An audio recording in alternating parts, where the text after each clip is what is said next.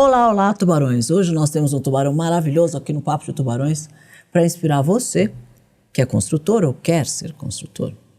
Hoje nós vamos falar com Antônio Cetim, uma consultora incrível que transforma um monte de mercados e que surgiu de uma marcenaria. E olha só o tamanho que ele chegou. Eu gosto desses exemplos que mostram pra gente que dá, né? É só querer que dá. Obrigada, Antônio, pela presença. Muito bom você estar aqui com a gente. Cris, eu fico muito feliz essa oportunidade com você. Essa história vai ensinar para muita gente muita coisa, né? Vou fazer muita gente chorar. Conta pra gente os nossos segredos, mas conta pra gente os seus segredos. Mas antes disso, conta um pouquinho pra gente quem é o Antônio.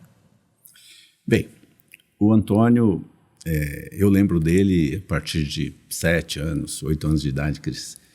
Eu nasci literalmente no meio do mato. Vim conhecer energia elétrica em São Paulo aos 9, mas aos 7 eu comecei a trabalhar na roça. Minha primeira providência do meu primeiro dia de trabalho foi passar a enxada em cima do pé e tirar um filé. E meu pai e minha mãe eram dois semi-analfabetos que dependiam de plantar para poder subsistir. E os irmãos, éramos 8 irmãos, né, ao todo, todos tinham que trabalhar desde cedo. E eu fui aos 7 trabalhar, mas eu tive uma enorme sorte, né, porque meu pai, 2 anos depois, decidiu sair do Paraná, do norte do Paraná, e vir para São Paulo. A gente foi morar na zona norte de São Paulo, um bairro extremamente periférico, chamado Parque Peruche. Hoje tem até a escola de samba. Uhum. E aí eu conheci a energia elétrica, fiquei alucinado. E comecei a ir para a escola. Meu segundo ano foi com 9 anos de idade. E já começava a aparecer na minha cabeça um sentimento de que não estava legal. Eu viver aquela vida e ver minha família viver aquela vida, né? Comecei a trabalhar aos 12 como empregado numa fábrica de coisas para pesca. E aos 13 eu fui convidado por um irmão 5 anos mais velho que eu, agora falecido, a trabalhar com marcenaria, porque ele era operário de uma marcenaria. E aí o outro, meu irmão, um pouco mais velho ainda, era operário numa coisa de eletricidade. E aí juntou os 3, eu com 13, fui lá de ajudante, varrer quintal, etc. E montamos no fundo do quintal da casa do meu pai uma marcenaria improvisada. E ali eu tive a oportunidade de evoluir como pessoa e evoluir como profissional, porque eu comecei a ter que dar a cara, atender clientes. Então eu era um operário um pouquinho mais sofisticado desde os meus 13 anos de idade, que acabou me levando a fazer arquitetura. E aí eu acho que você vai explorar isso no resto da nossa conversa. E aí você já fazia parte comercial, então, desde os 13? Imagina um menino de 13 que veio do interior, fazendo o curso primário, né? Fazendo a parte comercial. Mas é o que tinha para aquele momento, né? Então, quando tinha que atender um cliente, tirar uma medida para fazer uma prateleira, uma coisa assim, lá ia eu, porque eu era o mais instruído, né, da família. Mas eu era 95% operário e 5% fazendo esses trabalhos mais sofisticados. Agora, todo bom empreendedor, ele é um bom comercial, você não acha? Tem que saber vender o negócio dele. Eu acho que todo bom ser humano tem que ser um bom comercial, porque você precisa vender isso para os teus filhos, para tua mulher, para tua namorada, né, para o teu cliente. Então, eu acho que um ser humano que consegue evoluir, ele tem que ter um pouquinho de vendedor, né? Mas eu acho que mais importante do que ser vendedor é ser autêntico. Porque a autenticidade faz até de um mau vendedor um bom vendedor. Passa credibilidade. A pessoa acredita, né? Exato. É importante, mas a credibilidade eu acho que é um ingrediente muito importante para vender qualquer coisa, ou para ser qualquer coisa, ou para fazer qualquer coisa. Se você não tiver credibilidade, você não vende, né? Não vende. Nada. Bom, então veio a faculdade de arquitetura, e como que surgiu a construtora? Bem, eu fazia um colégio técnico excepcional lá em São Bernardo, né? Então eu pegava 2 ônibus, né? Para um inicial do Parque Peruche até ponto final, outro ônibus do inicial até ponto final. Era uma vida, trabalhava até umas 4, 5 horas da tarde, depois ia para a escola, chegava 1 da manhã em casa, no dia seguinte, 6 horas, voltava aquela rotina. E eu comecei a achar interessante fazer engenharia, que tinha um pouco a ver, né, com medidas, com projeto, etc. Mas eu no terceiro ano, acabei fazendo o teste vocacional e o teste deu assim... arquitetura sem discussão, não tinha segunda vocação. Aí eu fiz arquitetura. E gostou do curso? Eu gostei. Ele tem um tanto de humanas, é um mix de humanas com exatas. Eu adoro exatas, né?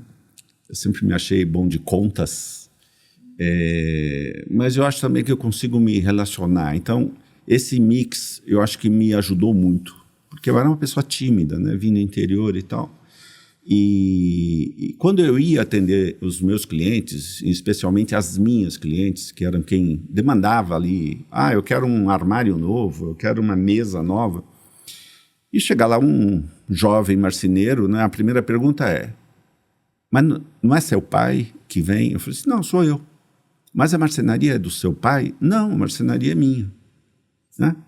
E aí eu tinha uma desenvoltura melhor que um senhorzinho marceneiro. Então, para fazer o desenho, fazer o orçamento e fazer as proposições, acabou que isso me trouxe um índice de sucesso muito grande, porque eu passava uma credibilidade. E a gente já tinha ali um dinheirinho, então não tinha que dar dinheiro adiantado, etc.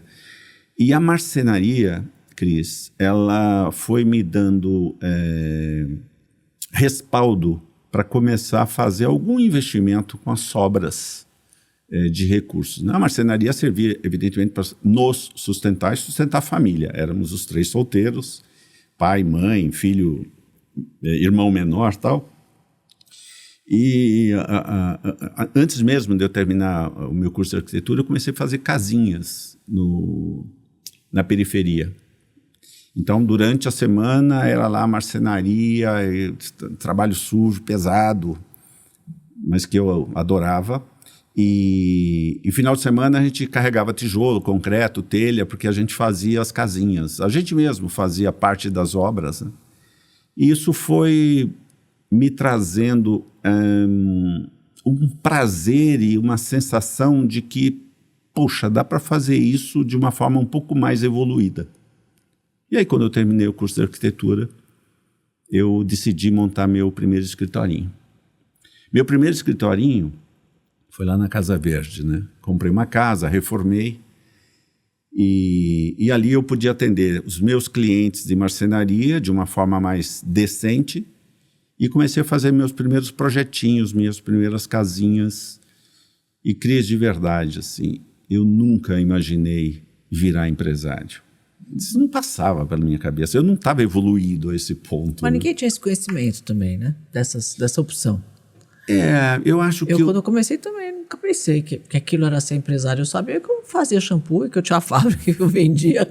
E por que eu vendia, onde é que eu ia chegar, ou quanto isso ia crescer, ou se ia crescer, ou se ia ficar grande. Não tinha a menor ideia. Então eu não tinha não tinha esse plano. Eu vou fazer isso aqui porque vai ficar grande, porque eu vou vender, porque eu... sei lá. Foi acontecendo, era orgânico, assim, sabe? Eu acho que talvez seja um pouco isso que você está querendo dizer. Sim, é isso. E eu acho que isso traz para a gente um pouco mais de casca, né? Porque você tem que usar feeling. E aí você vai olhando o que deu certo, o que deu errado, e vai, ao invés de contratar um consultor, você vai fazendo as suas correções ao longo desse curso, né? Mas eu nunca me esqueço, várias vezes que eu tive a oportunidade de fazer entrevistas e tal, eu fui perguntado, mas por que você fez tal coisa? Como você descobriu tal coisa? Por que você entrou no ramo de hotelaria? E a resposta que eu dou é sempre a mesma. Mero acaso. Sabe, assim, as coisas foram acontecendo. E continuam, tá, Cris? Ainda hoje eu faço coisas que estão um pouco mais no meu coração do que propriamente na minha calculadora. Na intuição, talvez. Um tanto de intuição. E quais são esses negócios que você tem hoje? Você está falando de hotelaria? Bem, essas casinhas evoluíram para mais casinhas. Em 1986 eu fiz o primeiro edifício aqui em Moema. Até então eu fazia conjuntos de casas na Zona Norte, casas para vender para baixa renda. Não havia uma política na época de incentivo ou de financiamento para... Casa, né? Residência. Para residências de baixa renda. Banco nenhum queria financiar. Então eu vendia, entregava e o cliente não conseguia me pagar. E aí isso me deixou de paciência cheia e eu vim para Moema e falei, vou trabalhar para rico. Então em 1986 eu fiz meu primeiro edifício para... clientes de renda mais alta, né? Eu diria renda média residencial, alta. sempre. Residencial, né? Vertical agora, em 86. E aí, então, eu comecei efetivamente a desenvolver um papel que é o de incorporação. O que é incorporação? É você fazer uma pesquisa, detectar uma certa demanda, comprar o terreno, desenvolver o projeto, dentro de casa ao contratado, fazer uma obra com a sua engenharia, uma engenharia contratada, vender e entregar para o cliente final um imóvel. Isso é incorporação, né? Por volta de 95, 96, eu comprei alguns terrenos que não tinham uma vocação clara, Cris, sabe? E eu comecei a estudar o que fazer com esse terreno. Um deles é um terreno que fica ali na 23 de Maio, do lado do viaduto Tutói, que tinha uma caravela em cima dele. Eu me lembro. Bom, essa caravela tinha sido restaurante, boate, lava rápido e casa de materiais de construção.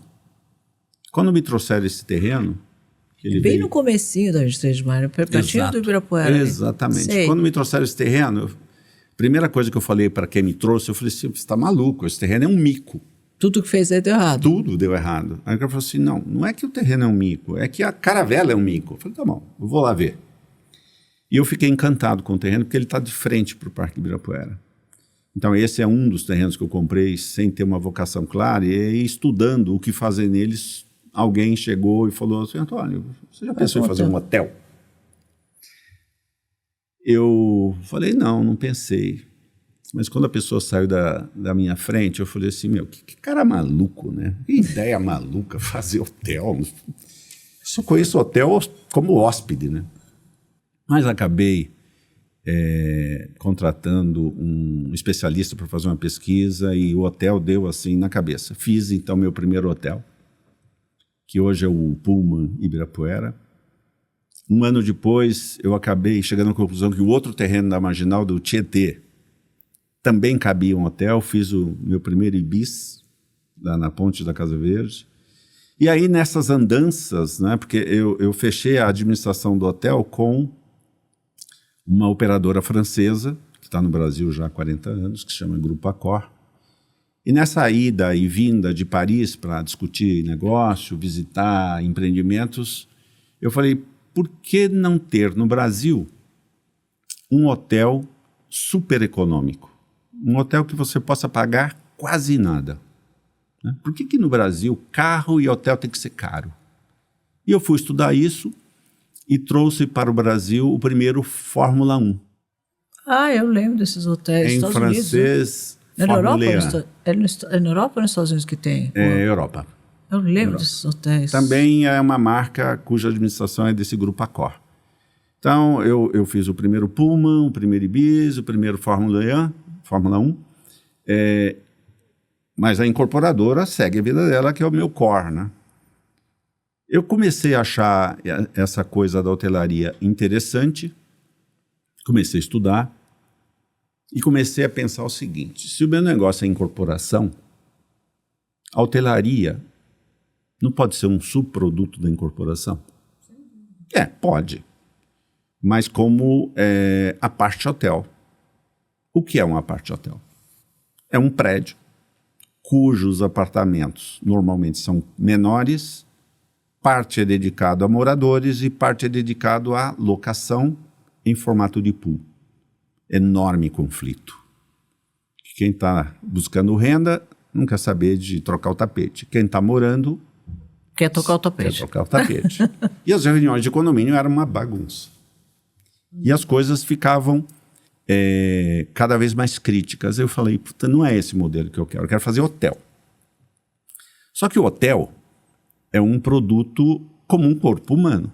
Um corpo humano precisa de braços, pernas, boca, etc. O hotel precisa de restaurante, área de eventos, garagem, casa de máquinas, etc. Eu fiquei 2 anos, Cris, estudando como fazer um hotel ser operado como uma peça única, um hotel, mas ter vários clientes que comprassem unidades imobiliárias. Comprar investimento. Para investimento. Desde que esse investidor não pudesse jamais tirar a unidade dele de centenas de unidades, porque um hotel normalmente tem 200, 300, 400 quartos. Se um tirar, desmonta a operação.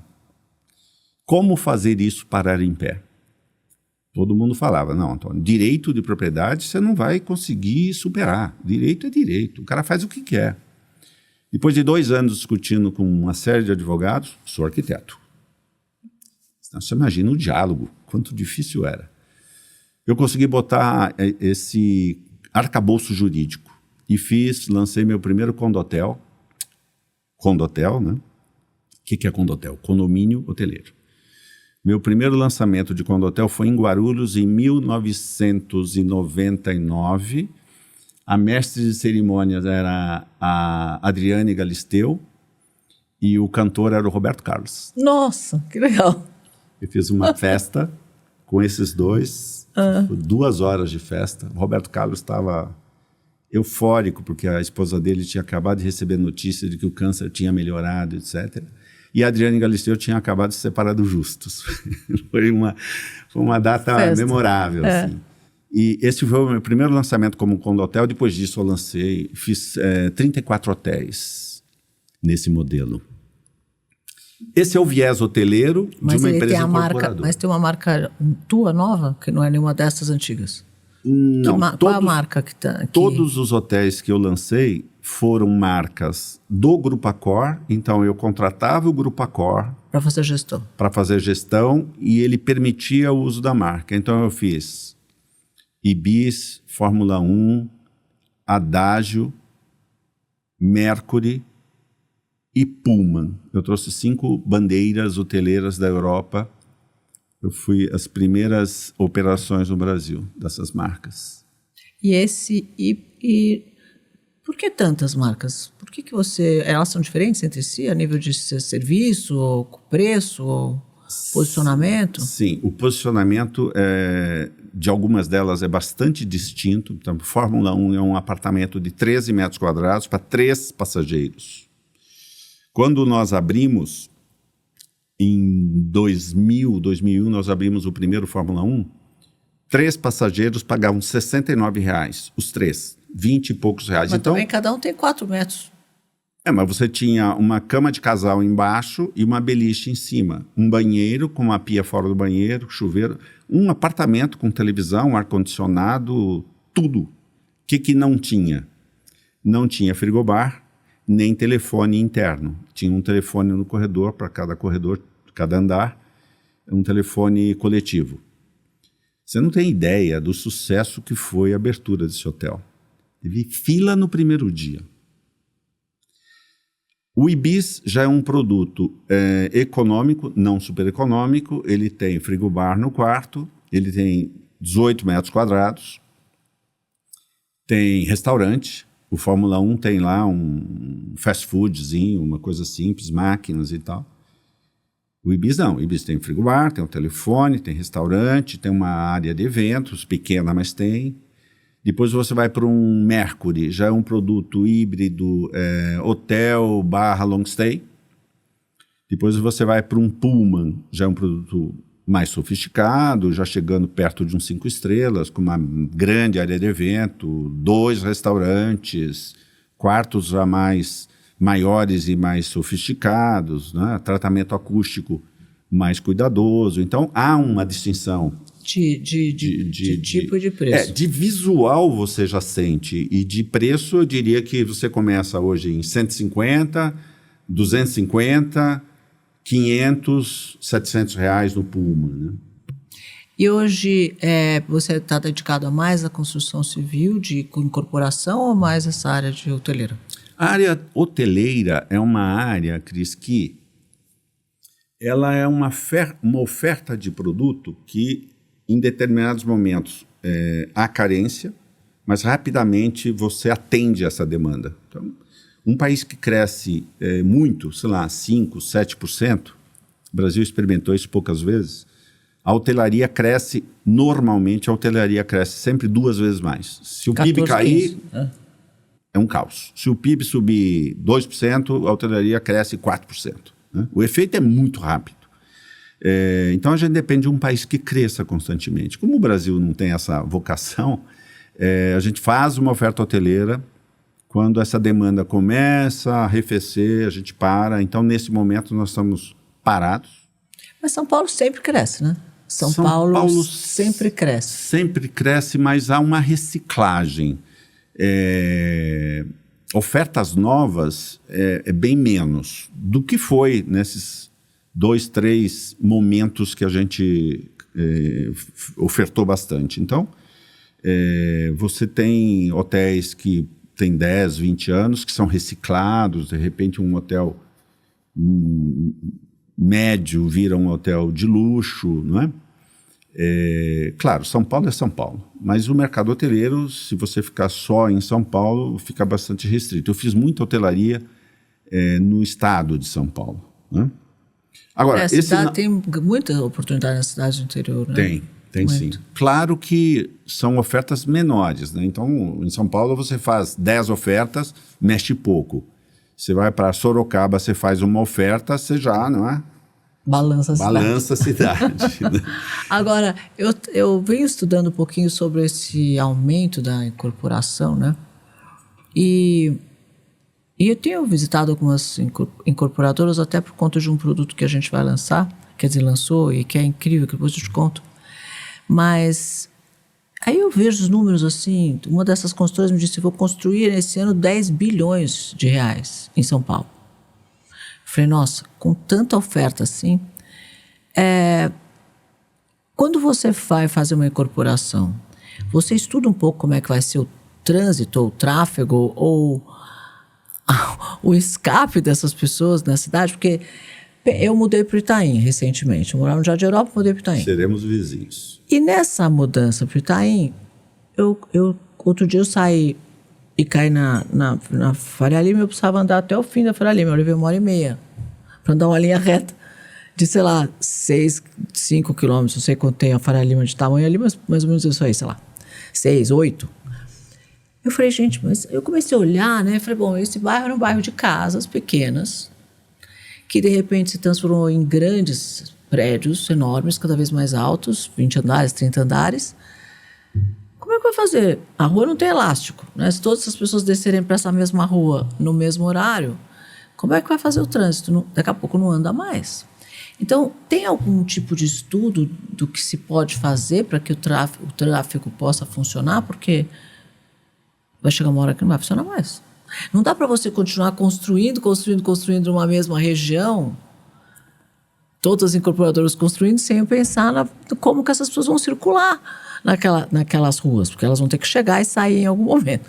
Foi um pouco do que aconteceu aqui na BRN. Logo no começo, quando a BRN incorporou 50 milhões de prédios, você não conseguia andar nem sair da garagem. Eu lembro que uma amiga minha tinha um escritório aqui, e quando chegava a hora de ir embora do trabalho, ela ficava presa dentro da garagem, que ela não conseguia nem sair. Ela levava meia hora para sair da garagem para ir chegar na rua, porque ela ficava com engarrafamento dentro da garagem.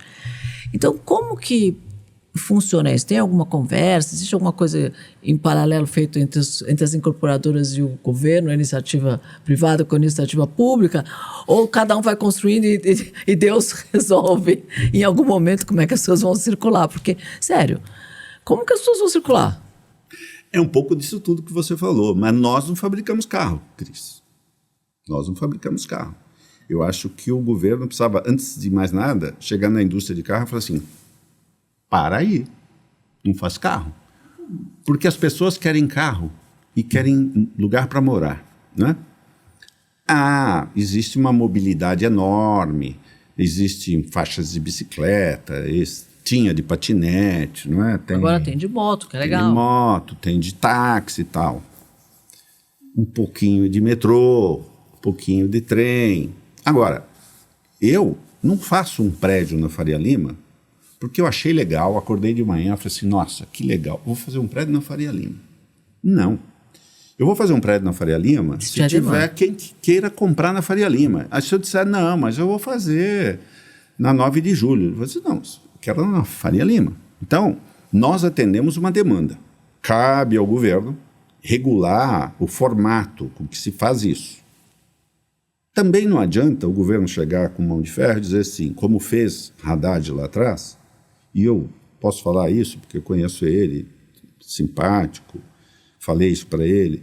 Não adianta você dizer para o cliente, você não vai ter carro, né? Então, não pode fazer apartamento com mais de 80 metros e não pode ter mais de uma vaga. Tá bom, mas eu não vendo carro, eu vendo apartamento. E se ele quiser 2 vagas? Ele vai comprar 2 carros e ele vai largar na rua. Então, pior ainda, ofereça transporte público de boa qualidade, que eu vou andar de transporte público, eu não vou andar de carro. Da minha casa para o meu escritório, eu tenho 2 opções. Vir a pé, meia hora, ou vir de carro, táxi, mas de carro. Então, esse é um embate muito grande que a gente, como associação lá na Abraim, que a gente tem interlocução forte com os governos, municipal, estadual, federal, de dizer o seguinte, olha, a solução não está em proibir. A solução está em oferecer para essas pessoas possibilidades. Uma das possibilidades que se ofertou na mudança do plano diretor estratégico em 2013 e 2014, que foi com Haddad, foi de se fazer empreendimentos mistos. Porque não podia. Eu não podia fazer um residencial mixado com hotel, com escritório, com loja. Agora pode. Aí, a partir de lá, podia. Então, eu fiz vários.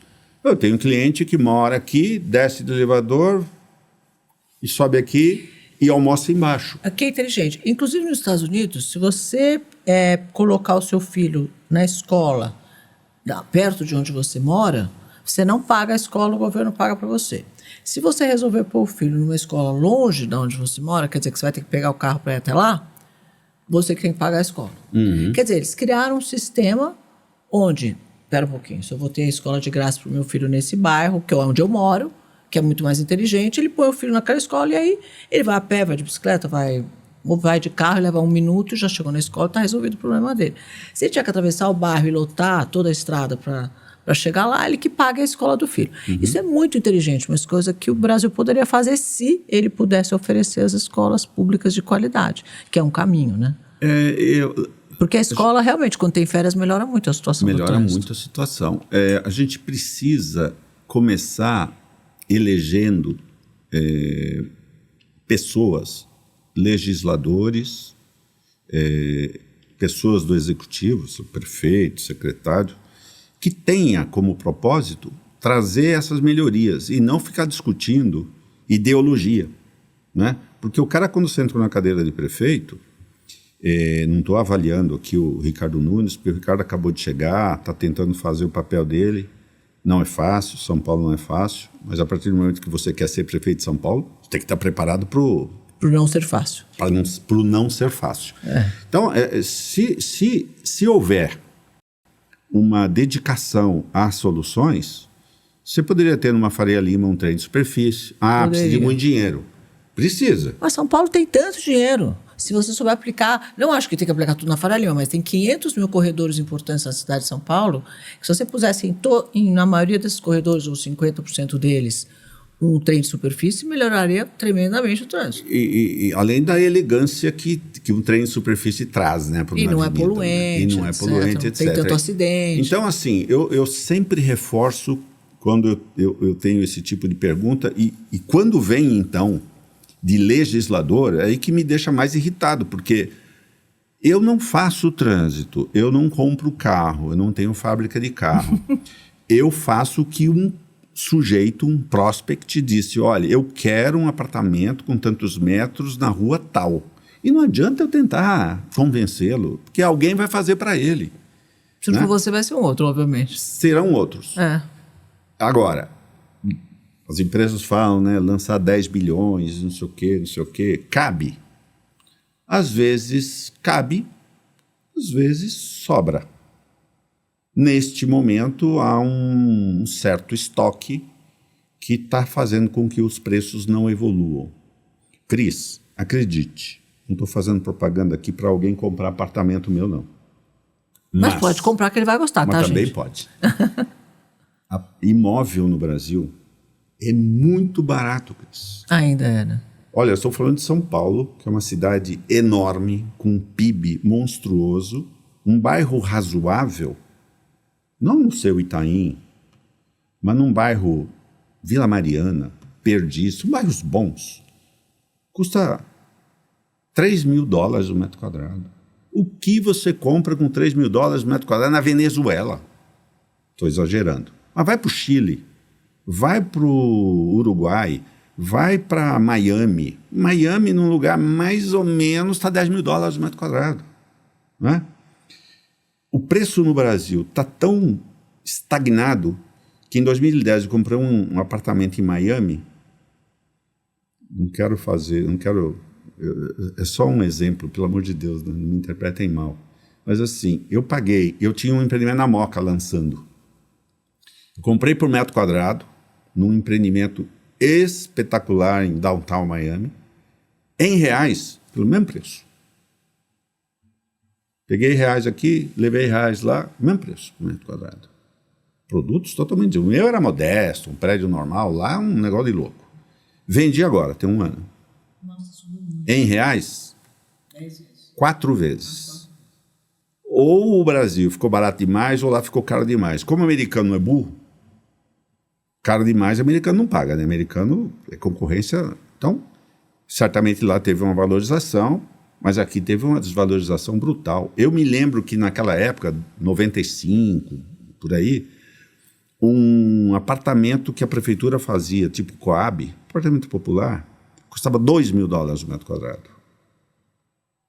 Hoje, as empresas de baixa renda lançam esses mesmos apartamentos por 1.400, 1.300. Mas não é porque o dólar subiu muito? Se a gente fizer real contra real, é porque comparar com o dólar é um pouco complexo, porque 6 anos, 7 anos atrás, o dólar estava 2, hoje o dólar está quase 6, 5, pega qualquer índice de correção monetária e atualiza o dólar. O dólar está baixo. Mas vamos esquecer o dólar.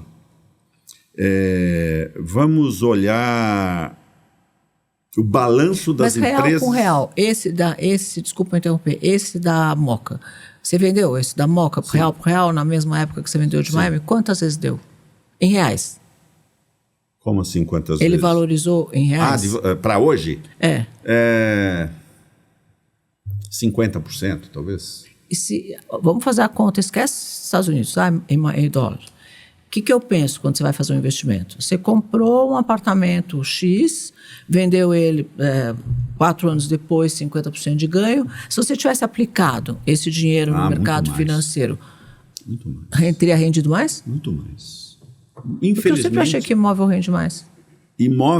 O imóvel tem que ser uma coisa muito bem localizada. O imóvel cumpre também um papel emocional muito forte, né? Tem estudos que falam que 90% da decisão de compra de um imóvel é emocional. Não, e hoje, ainda hoje, para todos, se você perguntar para 100% das pessoas, vão dizer que o primeiro sonho é ter a casa própria. Sim, ainda é bastante elevado. Eu acho que é um dos maiores sonhos, ainda é a casa própria. Tem o sonho e tem também a necessidade. Existem 7 milhões e meio de lares a serem construídos para atender a demanda hoje. A demanda, o crescimento orgânico é de mais de 1 milhão de habitações.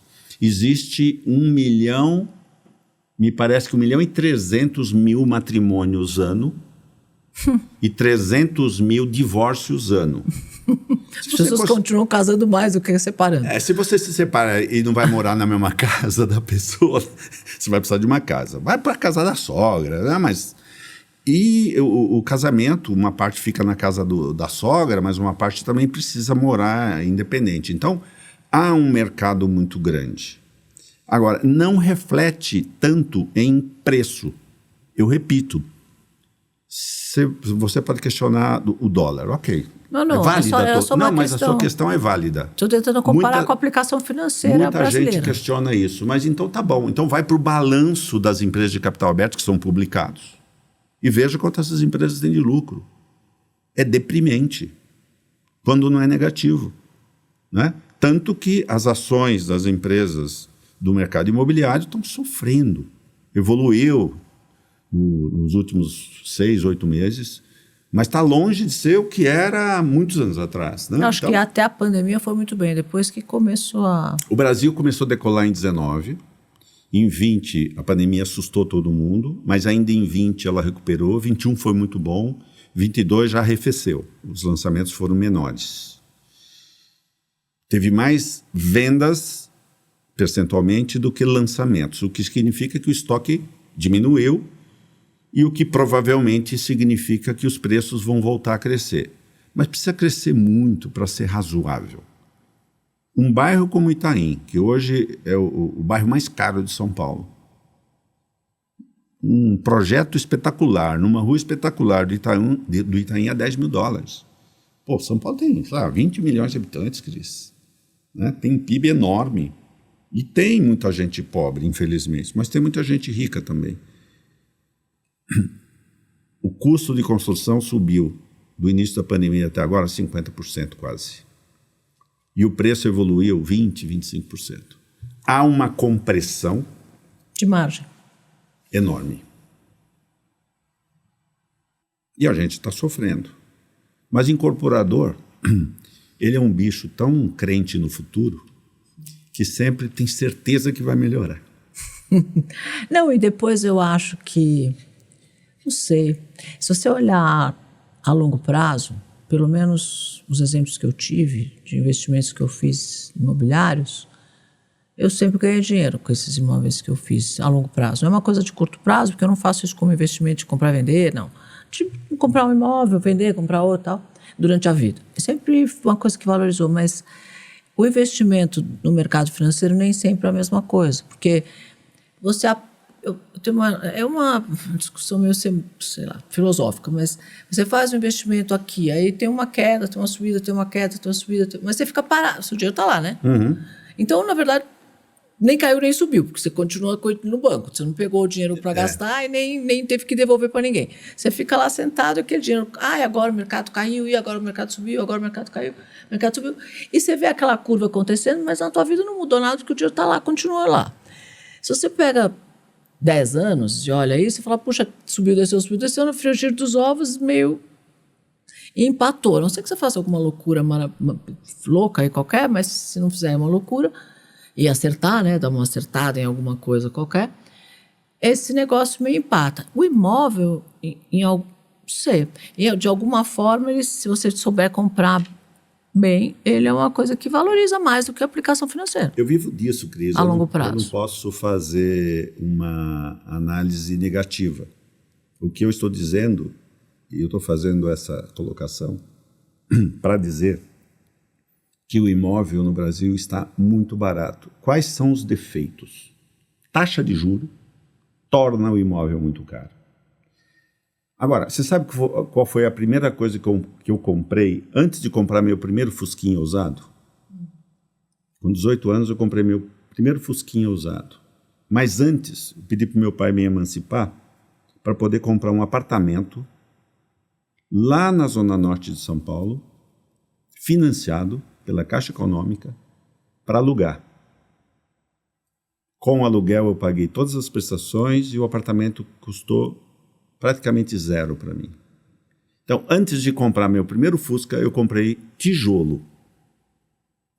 Então, eu tenho absoluta crença que o tijolo é o melhor investimento que tem. Desde que você não tenha pressa, desde que você escolha bem o que você está fazendo, que dê o passo conforme a sua perna, e que você olhe bem no horizonte, bem adiante. Não pode ser tão imediatista, né? A não ser que você dê sorte. De repente você compra e, putz, o Brasil, ano que vem, cresce pra caramba e você dá uma pedalada, né? Imóvel não é para dar pedalada, imóvel é para fazer isso. O meu patrimônio eu construí em cima de tijolo. Então, se antigamente as pessoas tinham a primeira demanda delas era comprar o carro. Eu fizer 18 anos, eu quero um carro, com o negócio do carro. Hoje em dia, no pessoal mais jovem, nunca pensa em ter carro. Eu vou andar de Uber, eu não quero parar de carro, não quero estacionar carro, não quero saber de carro. E não tem mais aquela vontade de ter o carro próprio, pôr adesivo no carro, mudar a roda. Sabe aquelas coisas que antigamente se fazia. Hoje o jovem não quer saber de carro, mas ele continua querendo a casa própria. Então, o imóvel é uma coisa que eu acho que sempre vai ser um bom investimento enquanto as pessoas tiverem esse sonho. O mais legal nessas horas, eu acho, é estudar um pouquinho de futurismo, né? Aplicar um pouco de futurismo. Para onde a cidade vai? Principalmente uma cidade como São Paulo, para onde essa cidade vai? Então, eu tinha um imóvel no Morumbi, aí o Morumbi começou a ficar meio esquisito. Eu comprei um imóvel no Jardim Europa, o Jardim Europa subiu, valorizou muito. Aí eu vendi esse imóvel no Jardim Europa, comprei no Itaim, agora o Itaim valorizou muito. Só se você conseguir imaginar aonde é o próximo a bola da vez, né, que é aplicar o futurismo, e conseguir saber aonde vai, a cidade anda. Então você vai vendendo onde está bom e vai comprando onde não está tão bom e espera aquele negócio ficar bom. Porque eu tenho uma amiga, foi muito engraçada essa história, eu aprendi muito com ela, por isso que eu aplico esse futurismo hoje em dia. Porque a família era uma família árabe, onde todo mundo, o pai sempre investiu em imóveis. E deixou para os filhos os imóveis. Falou, agora estou com a minha família, está toda bem, porque está todo mundo com imóvel, vai viver de aluguel. E realmente, ela e a mãe viviam aluguel desses apartamentos. Só que os apartamentos eram assim na Avenida Paulista, um pouco ali no começo dos Jardins, etc. E a mãe, que morria de medo, não deixava ela vender os apartamentos de jeito nenhum. Então, eles tinham os apartamentos alugados. E ela é advogada, ela fazia uns bons contratos e, portanto, alugava. A cidade começou a andar e o apartamento começou a desvalorizar e o aluguel começou a cair o preço e a mãe não deixava ela vender de jeito nenhum. Bom, resumo da ópera chegou uma hora onde ela tem um monte de imóveis, todos vazios, e um custo fixo de IPTU e condomínio altíssimo por mês. Então, aquele negócio que eventualmente era pensado para que seja uma carteira, uma receita financeira para a família viver daquilo, para aquelas mulheres, aquela filha, acabou se tornando uma despesa fixa mensal altíssima. Eles não tinham nem como suportar isso. Então, ela chegou um dia para mim e falou assim, eu preciso fazer uma mentoria. Eu falei, vamos lá, o que aconteceu? Ela me contou essa história, eu olhei para a cara dela e falei, como é que eu vou te ajudar? Porque ela não conseguia vender, ela não conseguia alugar e ficou micada com aqueles apartamentos com um custo fixo lá no céu. Então, se você não devagar, não for saindo dos imóveis e mudando de lugar, andando com a cidade, vai chegar uma hora que você pode aparecer com um monte de mico também no mercado, também no comercial, né? Imóveis que comercialmente também não valem muito. Então, se a gente conseguir praticar aí o futurismo, talvez o imóvel seja um excelente investimento. Eu diria até que não é praticar o futurismo, é ficar atento às mudanças da cidade, né? Você é uma pessoa antenada, atenta. Se você ficar em casa, olhando a banda passar, você vai perder essas oportunidades. Pode ser até que, se você for atenta, você não venda esses apartamentos, porque a onda pode estar no seu bairro.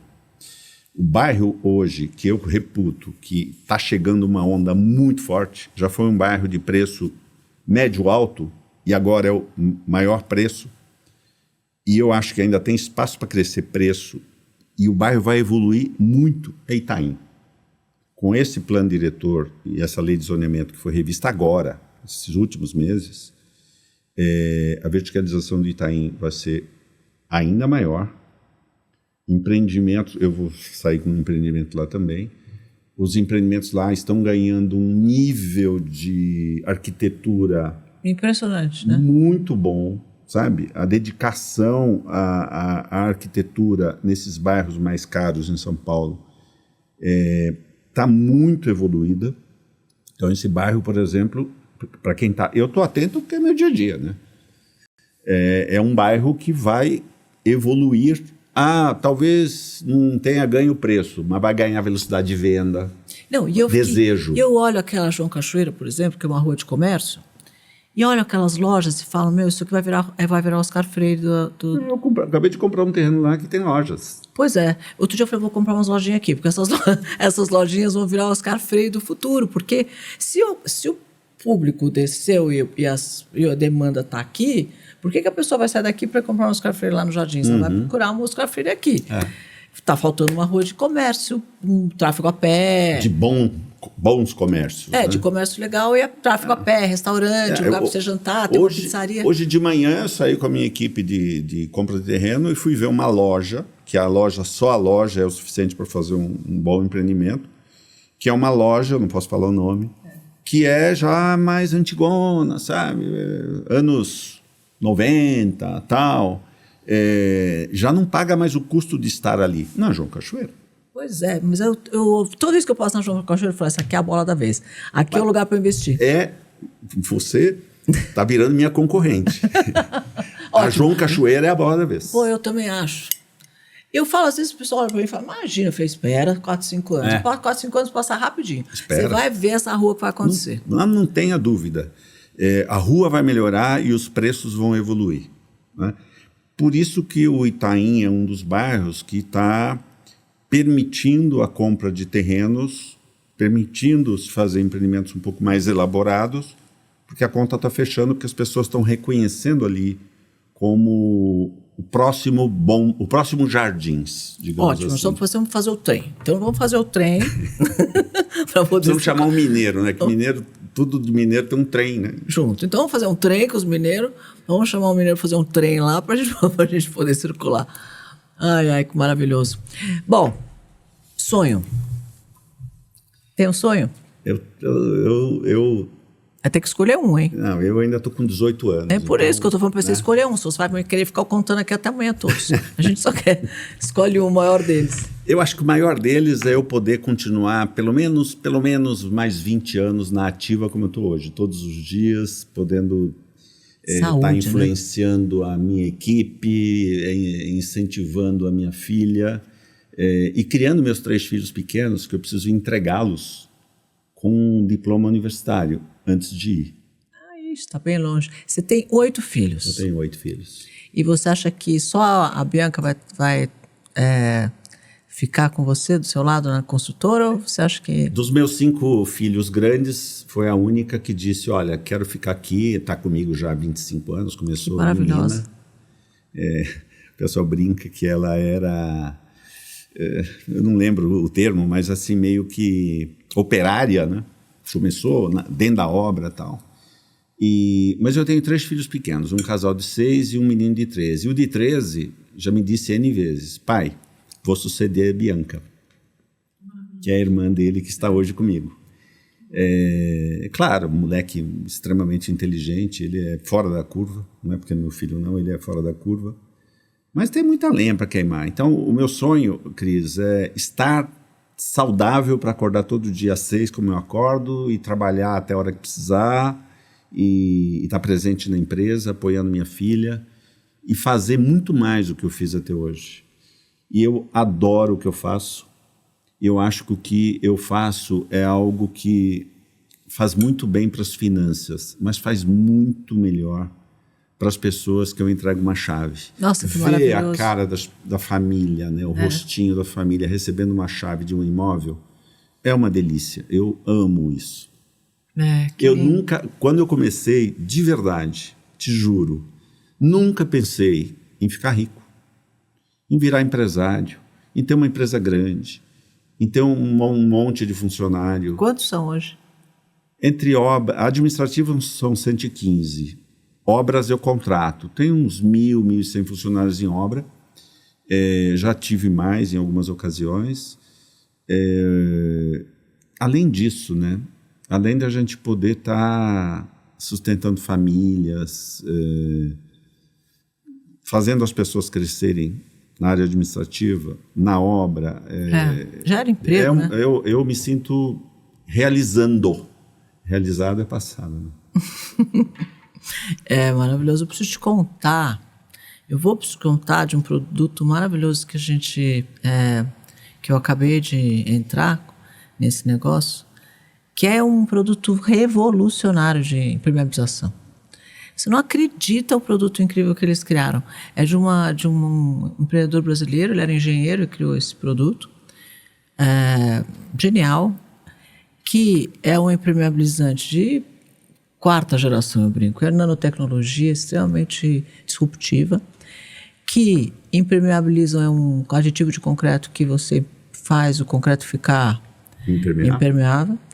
E aí, para quem já tem uma construção já feita, várias tintas que são muito fácil de aplicar, tóxica, moderna, sustentável, que também criaram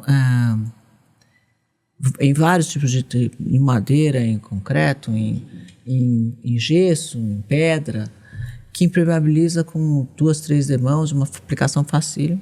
Um negócio muito bacana, eu vou te depois mostrar para você ver. Adoraria. É genial. Impermeabilização, Cris, é um gargalo. Eu já tive que refazer piscina 10 anos depois. E você sabe o que é refazer uma piscina? É deixar todas as mulheres revoltadas porque não podem tomar sol para ganhar a corzinha morena, não é? A molecada toda que não pode ficar se divertindo na piscina, né? Os maridos irritados porque a garagem fica embaixo e pinga em cima do carro. E aí, para reformar uma piscina, fazer a impermeabilização, você precisa arrancar todo o revestimento, estragar o jardim, é caro para burro. Então, esse material de impermeabilização, esse é um item importante na vida. Não, e é engraçado porque todo mundo que eu converso, todo mundo tem um vazamento em algum lugar. Sabe? Ai, nossa, nem me falar isso. Outro dia eu falei com meu irmão. Eu tenho vários. Tô com o piso vazando. Um amigo meu foi contar a história. Não, pelo amor de Deus, eu comprei uma cobertura, tá pingando água. Todo mundo tem uma história. Você sabe normalmente onde é que vaza? Em cima da cama do quarto do casal. Na minha casa é assim. Casa de ferreiro, espeto de pau. Eu comprei essa minha casa, mas várias vezes. Ou aquecedor, ou telhado, isso aqui, e pinga onde? Na minha cama, do meu lado, onde eu durmo. Ele escolheu muito bem. Não, mas e aí todo mundo tem problema de impermeabilização. E nós fizemos agora recentemente, aliás, até a empresa, né, a fabricante, chama-se Mosh 3000 o produto. E eles fizeram um teste com a MRV, a construtora. Sim. Deu 50 andares para eles fazerem e outros 50 andares para um outro produto concorrente. Eles fizeram 50 andares em 3 dias. E a outra consultora levou quase 3 meses para conseguir fazer a mesma coisa. É muito bacana, é genial, mas revolucionário. E a criação brasileira. Criação brasileira, só que legal. É muito bom quando o Brasil sai na frente, criando coisas que a gente pode um dia exportar. Nós somos um país de extremos. Nós temos as piores coisas e temos as melhores coisas. Aviação, por exemplo. Não é? Sistema financeiro, por exemplo. Não é? A indústria da construção pesada, por exemplo. Mesmo a construção civil, habitacional, mesmo o programa habitacional Minha Casa Minha Vida, é algo que o mundo inteiro não conseguiu desenvolver e a gente tem aqui, funciona muitíssimo bem. Então a gente tem extremos. Temos pessoas muito ricas e pessoas muito pobres, infelizmente. Temos coisas excepcionais de boas. E infelizmente temos alguns desafios. Desafios, exatamente. Eu acho que esses desafios serão tratados muito bem nos próximos anos. Eu confio muito no povo brasileiro. Eu não confio... Tenho aí minhas ressalvas com a política brasileira por conta de tudo que a gente vê, né? E passei tanta coisa na vida, e você também passou, né? Todos os planos econômicos todos que a gente viveu. Mas o povo brasileiro é tão criativo, é tão empreendedor, e o país tem tudo, né? Tem todos os recursos naturais, tem tudo que a gente precisa para ser o melhor país do mundo. Então eu sempre falo que eu acredito muito no Brasil. E falando ainda em extremos, nós temos uma questão de segurança terrível, mas o que tem de brasileiro? O brasileiro é um ser humano bom, um ser humano trabalhador, um ser humano dedicado, receptivo. Mas tem uma coisa que vem aí muito importante, Cris, se ela for bem reguladinha, vai transformar esse país vai subir um degrau, que é a reforma tributária, que está em plena discussão nesse governo, será levada à frente, porque nós, na Abrainc, participamos ativamente pelo nosso setor, e ela deve ser concluída e implementada a partir desse ano. E tem tudo para a gente mudar o patamar, porque a gente vai para um sistema de tributação mais justo, mais de primeiro mundo. Algumas injustiças sempre terão, mas eu acho que mudamos de patamar. Eu acho que o Brasil está prestes a experimentar um novo impulso. Porque hoje a conta não fecha. Se continuar assim, esse meu bordão vai servir para muita coisa, porque essa conta não fecha. O nível de impostos que as empresas são obrigadas a pagar e o nível de burocracia que ela tem que fazer para pagar, né? Eu brinco que quantas horas o pessoal de financeiro ou contábil trabalha para o governo e quanto trabalha para você, né? Um bom exemplo, Cris, é o setor imobiliário. O setor imobiliário, até 2005, o setor imobiliário era muito informal. Em relação a imposto de renda, essas coisas. Houve uma mudança na tributação e o setor imobiliário hoje ele é 99% formal. Ninguém discute sonegação. Não tem, sabe, esse papo, se alguém falar, ninguém nem olha. Então, todo mundo paga bonitinho, não é tão exagerado, não é uma moleza, mas não é tão exagerado. E o setor mudou de patamar. O setor imobiliário no Brasil, em termos de volume de lançamento, em unidades, em reais, multiplicou algumas vezes nos últimos 15 anos. E ainda não é tão grande como poderá ser comparado com países em evolução, como os Estados Unidos, por exemplo. Tá aí, gente. Temos uma oportunidade enorme no mercado imobiliário para investimento, né? Olha, foi uma delícia conversar com você, Antônio. Quer deixar alguma mensagem para a gente? Quero sim, Cris. Primeiro, te agradecer pela oportunidade de estar falando coisas positivas, né? Porque normalmente as oportunidades surgem para alguém matou alguém, sabe? E eu queria deixar assim, para que as pessoas pensem em primeiro lugar, né? Que as pessoas possam virar seu próprio empresário, que possam virar empreendedor, ou que possam virar executivos, mas que se dediquem a fazer algo que goste em primeiro lugar. Não vou fazer isso porque isso dá dinheiro. Eu nunca pensei assim. Né? O dinheiro vem por consequência de fazer alguma coisa que você gosta. O dinheiro tem que ser consequência, porque você vai ser reconhecido mais cedo ou mais tarde e o travesseiro vai falar com você de maneira mais tranquila. Então, se dedicar, eu sempre uso como parâmetro, né, navegar.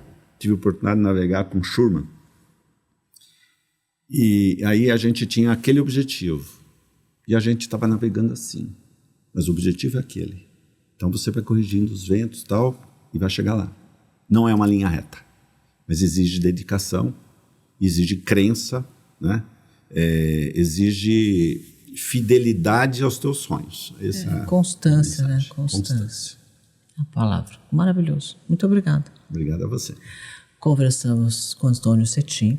Uma lição para a gente sobre o que fazer nesse mercado imobiliário brasileiro, que é uma oportunidade enorme para todos nós. Obrigada, Antônio, pela presença aqui. É isso, dá um like nesse vídeo, siga o nosso canal, porque aqui só tem tubarão de verdade, tubarão raiz que faz a coisa acontecer. Eu espero você aqui sempre no nosso Papo de Tubarões. Até a próxima.